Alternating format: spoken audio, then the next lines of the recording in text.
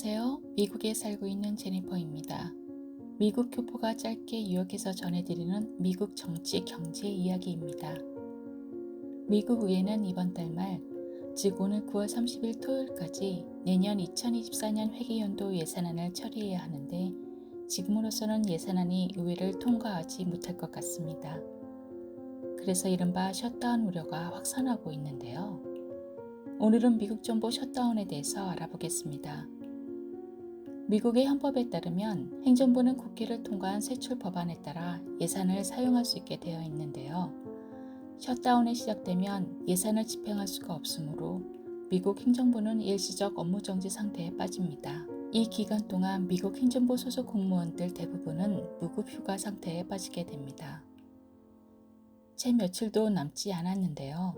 아직도 의회가 예산안을 처리하지 못하고 있는 이유는 프리덤 포커스라고 불리는 일부 공화당 강경파 의원들의 반대에 의한 것입니다.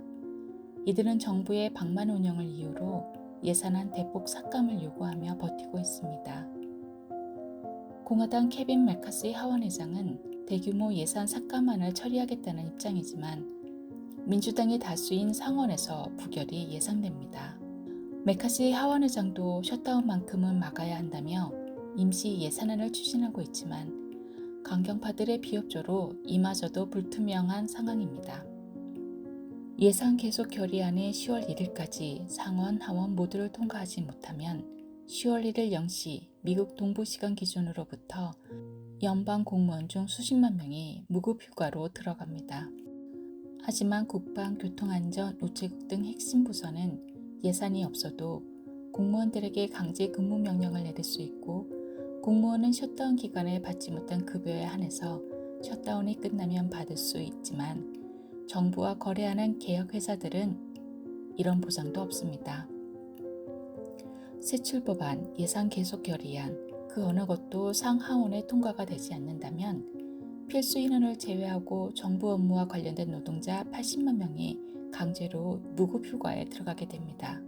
미 의회 조사국은 업무 정지가 현실화하면 광범위한 간접 피해가 따를 수 있다고 밝혔습니다. 며칠에 걸친 정부 셧다운은 경제에 그렇게 큰 피해가 없을 것이지만 한 달 이상의 장기간 셧다운은 미국 경제에 줄 파급 효과가 클 것으로 생각됩니다. 지난번 미국 셧다운으로 통상금리 하락을 초래했습니다. 불확실성의 증가로 인해 안전자산 선호 현상이 커졌기 때문입니다.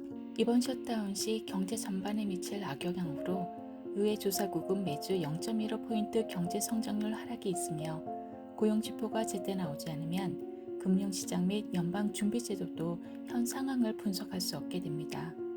또한 신용평가사 무디스는 신용등급에도 악영향을 미칠 수 있다고 경고하고 있습니다. 지금까지 이야기 어떠셨나요? 좋으셨으면 좋아요, 구독 눌러주세요.